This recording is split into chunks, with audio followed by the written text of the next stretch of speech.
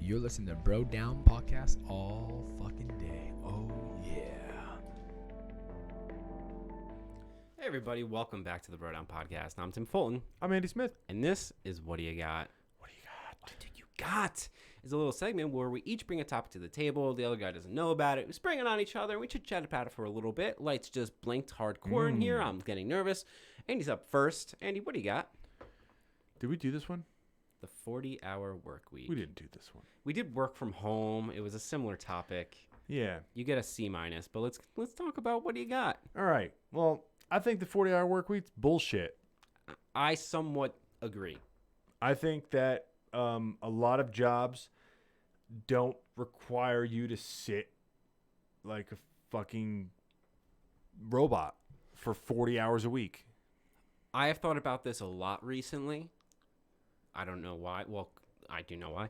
But I think what it is people have the need to compartmentalize what needs to be done. Mm-hmm. So they came up with this thing where we work 9 to 5, roughly, and we do it from Monday to Friday, and this is how life is, and this is why we like it, and it compartmentalizes it. Like, it helps people understand work life, life, and separate things. And everyone else has like little like separations from that. Like some people work 8 to 3 or 7 to 3, whatever. But for the most part, it's the 40-hour work week. But I agree. And I think there are times when jobs require 10 hours a week. I think there are times when jobs require 60 hours a week because that's just how life 100%. goes. 100%. The reason I'm still for the 40-hour work week, for the most part, I'm both for and against. And I'm going to give both reasons. Is because a lot of people that I know are lazy fuckers. Not just lazy, but they don't have enjoyment out of their job. So if you tell them work when you need to, they will do bare minimum. I'm not saying that's everyone. I'm saying it's probably more people than we care to admit. And I think it would become an issue. Can I... Let me give... I just want to say one thing to that and think about it. Go. Do you think that people still do the bare minimum when they're sitting in an office for 40 hours a week? I think they do more than they would if they were given home. the option. Okay. Continue. The opposite to that is myself personally. I work better when I am given periods of rest. I am substantially more motivated and have better work ethic on Monday, and I'm sure a lot of people are like this, than I do on Friday. I truly believe if I had Wednesday off, and I'm just throwing this out there as like an example, not as like a concrete, this is what should happen. Get it, guys? Everyone over there at FMFSMB. There you go. That's not the name. If I was given Wednesday off, I think my productivity level on Thursday would more than make up for me missing Wednesday. But that can't always be the case because of how work goes. But yeah. I think this is definitely a case where multiple things can be true. Yeah, exactly. I think that there's certain jobs that require some people to be constantly be in the office for certain things. Things come up. You have certain equipment, materials at the office that you don't have access to at home. But I think that a lot of places are grossly overstaffed for those scenarios because of those scenarios. So I think that part of the 40-hour work week is because it has been that way for so long. That's just what has continued. It's what we do. And nowadays, it's not like, oh, you don't have an office phone at home. You don't have a fax machine at home. You don't have a computer at home because all those things are so expensive. You had to use them in the office. Yeah. Now everyone has a smartphone. Everyone has a computer at their house. No one needs a fax. No one needs a fax machine, right? All these things that require a lot of the requirements that made you go to the office are not there anymore.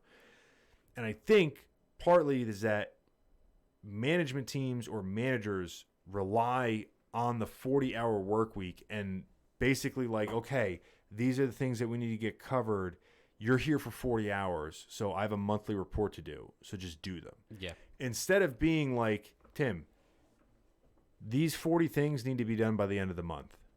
I don't give a shit if you do them in a week. I don't care if you do them in 30 days. They need to be done by the end of the month. If you don't, you're fired or you get disciplined. But you still have to come into the office for X days or whatever because we need someone here on those days to answer phones on the corporate line or whatever.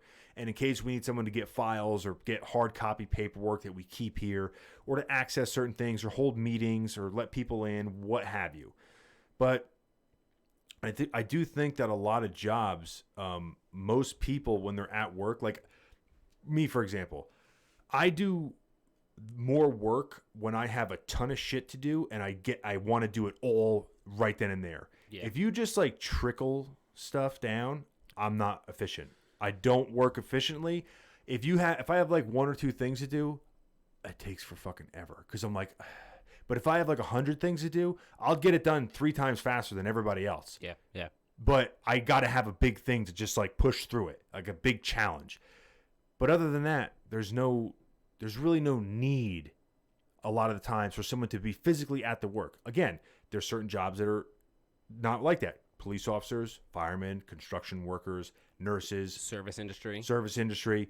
But for jobs, a lot of office jobs and stuff like that, I think that when your employees work from home, granted there's always outliers and exceptions to the rule, but when your employees are happy and they like their job, they want to do a better job. Yeah. Because they don't want to lose their job. If you have employees that are miserable at work, like, dude, I worked in some offices before where, like, you walked in and everyone's fucking gray. It was like living in the 1930s where, like, everything's gray. Everything is in black and white. No one has color. And it's all shit that people could do at home. Scrooge won't let you put any more coal on the fire. No.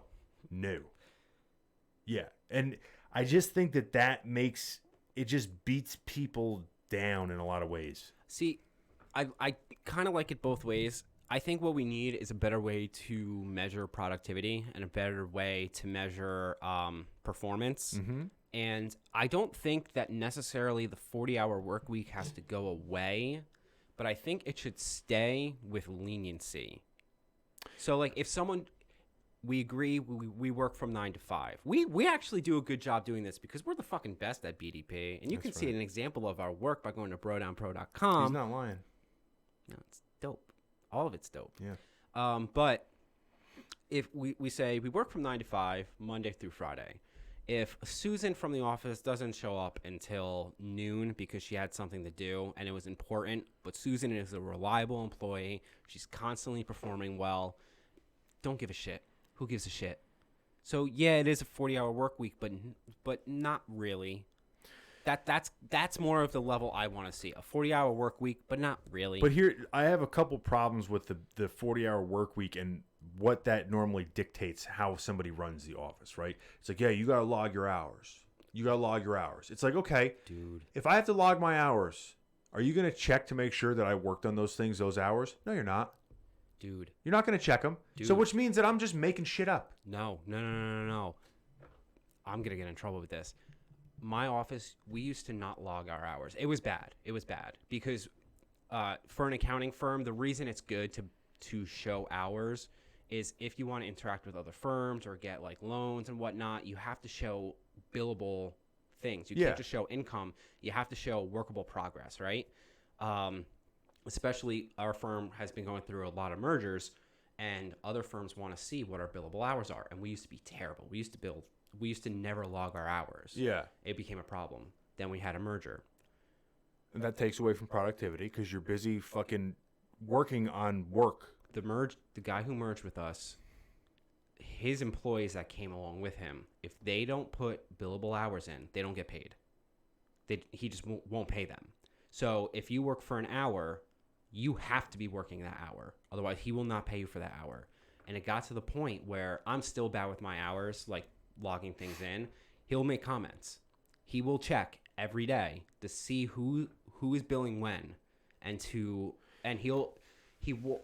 won't flat out say you need to bill more, but he'll be like he's like Tim, he's the one that doesn't keep track, and it'll be like those off the cuff sly comments, and it has hampered our work environment substantially. Substantially. Yeah, that's one of those things that you think that you're doing. It's like you catch one person stealing money out of the petty cash.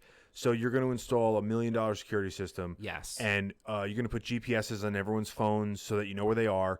It's like, well, somebody could have stole money from that box every day for 10 years, and you would have still made out better than if you just had all those things in place.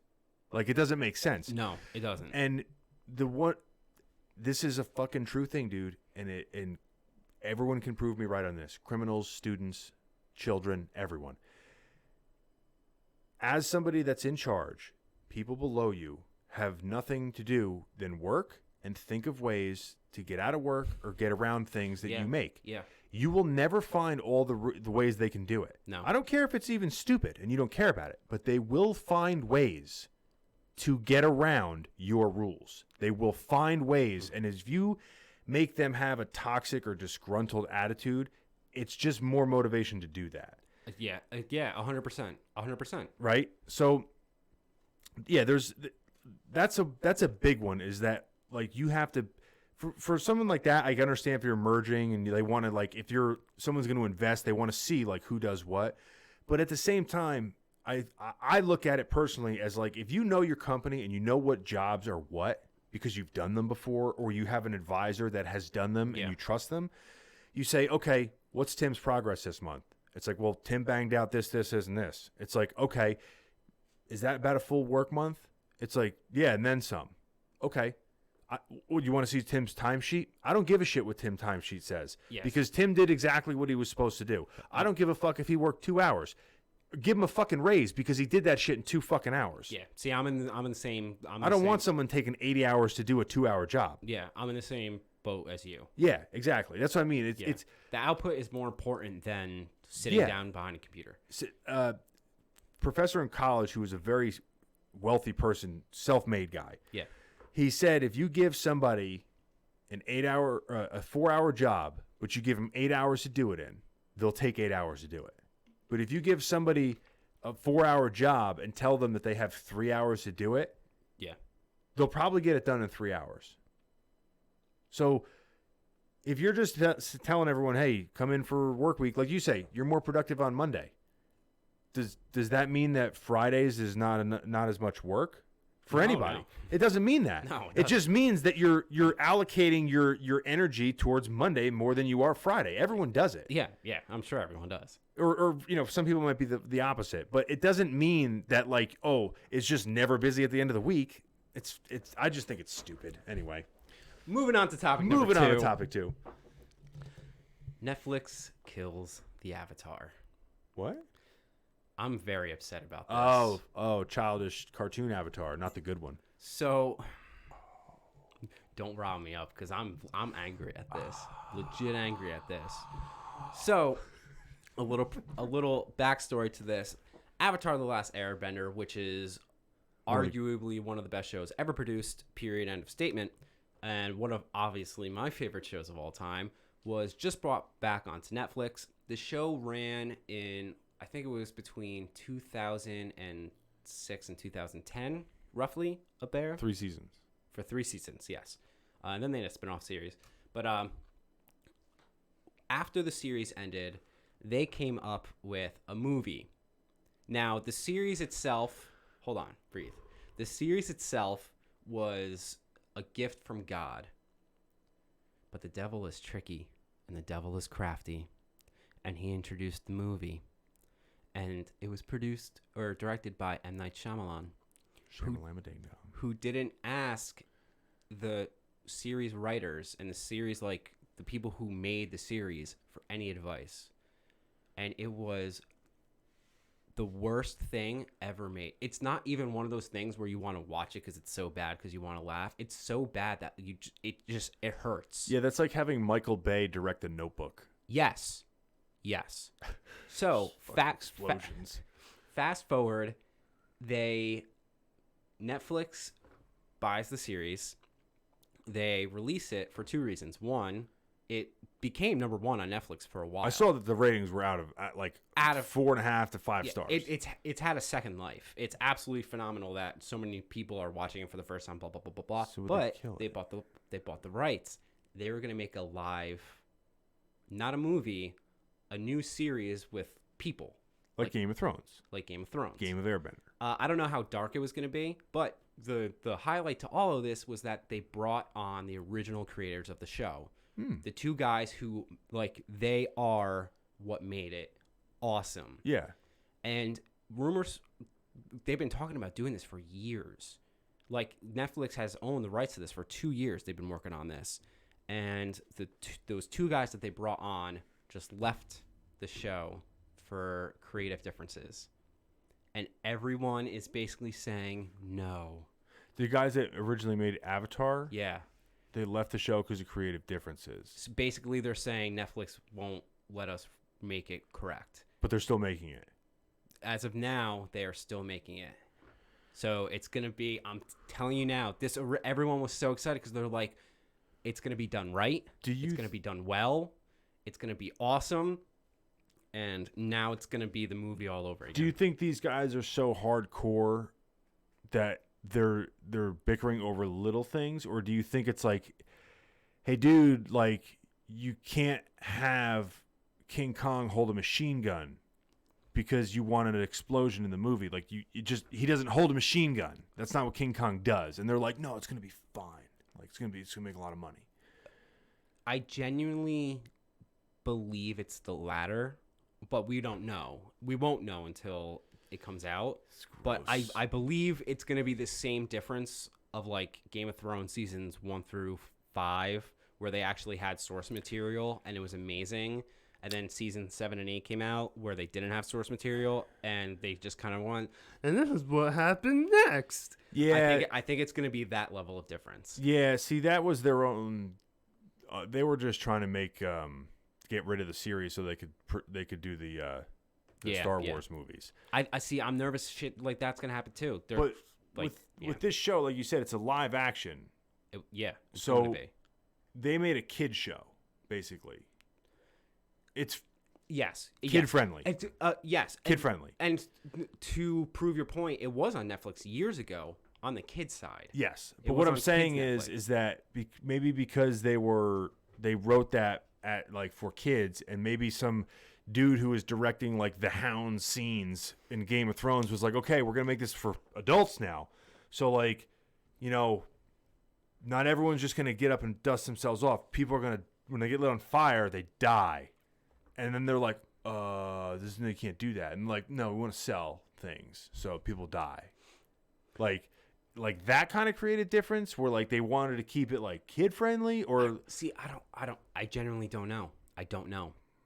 Because to be fair, people did die in the original series. How many? Not a lot, and they died in like not people roundabout. If someone can make fire in their hand, a lot of people should be dying. Okay. I see people are assholes. I see your point. Yeah. I see your point. It's not going to be. I can guarantee you, it's not going to be Game of Thrones level death. Might be now. That would be dope in a weird way. They handled the death thing really well. If you would know if you watched it, but it's hard for me at this point to get past like the. No, I know it's not for you. It's hard just to get past the. I tried doing it with Star Wars, the Clone Wars. I haven't seen that yet. It's like out of every 20-hour episode, there's like 10 minutes where you're like, okay, but the rest of it, you're like, I just, it's all for children. Like it's all, you know what I mean? Yeah, no, it's hard to like wade through that jungle. Yeah, it is what it is. It's like searching for water in the desert. It's there. It's hard to find. Sorry if you're a fucking idiot. All right, guys, let us know what you think of these stories in the comments down below. Is Netflix going to ruin Avatar: The Next Airbender live-action series? And let's talk about the 40-hour work week. Are you working 40 hours? Do you not want to work 40 hours? I know the answer to both those questions. Yeah. Don't forget to go to brodownpro.com. Get all your cool bro down shit. Yeah, we got a sale going on right now. 50% off T-shirts and tank tops. And free shipping on orders of $35 or more. If you go to Etsy. Etsy. If you want to pay full price, go to our website. But Etsy's got the deal going right now. Yes. We'll catch you guys next time. You're listening to Bro Down Podcast all fucking day.